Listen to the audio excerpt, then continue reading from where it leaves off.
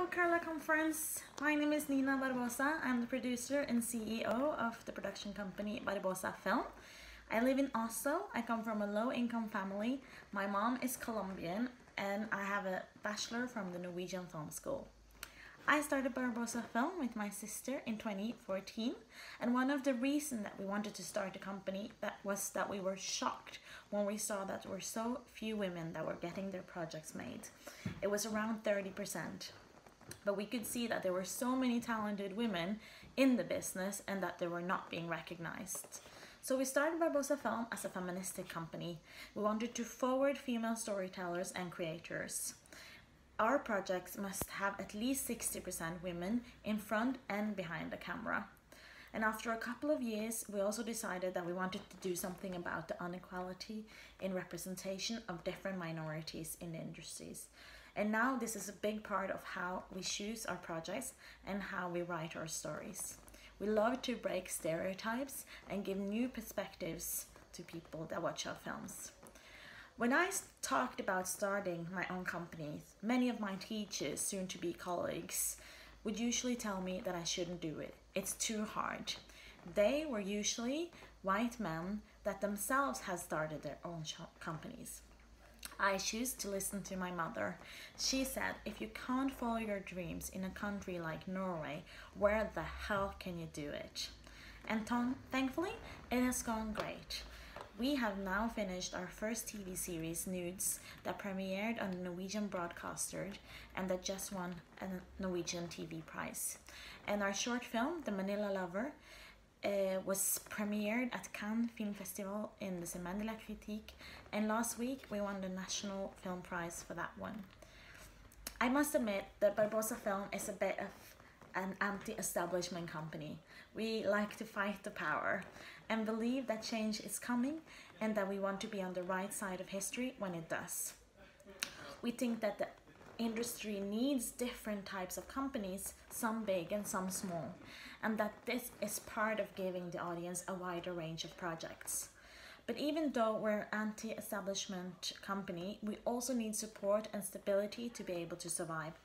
I've seen many talented women throw in their towels in a certain age and go to more stable jobs in the bureaucracy, while their male colleagues do not. The Norwegian film industry has achieved a lot in the last 20 years, especially in terms of audience going to the cinema. We have a high percentage, 25% of the audience go to watch Norwegian produced films. The industry has also been very professionalized over these years. But when you look at today's film and the TV industry, you notice that very many of them look the same. There are a lot of films about the Second World War and a lot of strong IPs for children. And also that most of the companies are owned by white people. In the last 110 films that were counted over the last 6 years, 13 of them had characters with another ethnic background in the lead.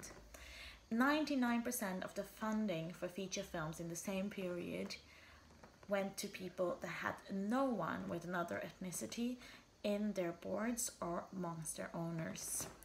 And maybe that's one of the reasons for that, is that none of the people that fund projects in the Norwegian Film Institute have a minority background. Most of the production companies in Norway started in the 90s.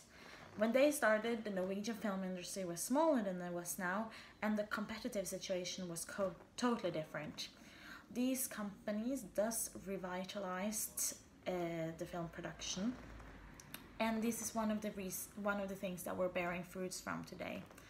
And these companies should of course continue producing, but I feel it's up to us, the establishment, the financing systems, the Ministry of Culture, and of course the audience, to challenge this.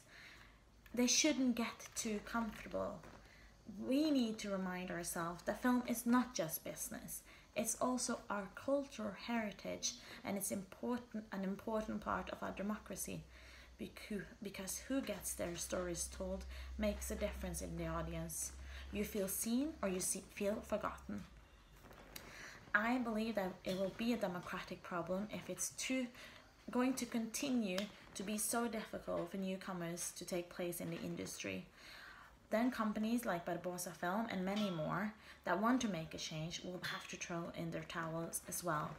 And there will be a danger that the film industry and the people that get to tell their stories will be people from an upper class, and that it will become some sort of rich man's sports. When I talk about the Norwegian industry, I think it's important also to remember that Norway is a young film nation compared to the rest of the Scandinavia and the world. We haven't quite found our voice yet. You could say that we're maybe teenagers. We just got out of that awkward phase where all we did was to imitate everyone else and wanted to be like the cool kids in Hollywood. But now we're starting to be proud of the things that makes us different, what is quirky about us, and that what is cooler than we thought. So now we will promote this, and we will show the real Norway as it looks today, with several skin tones and so many different stories. And we will remember that we're not just one thing. Thank you so much for listening. Bye.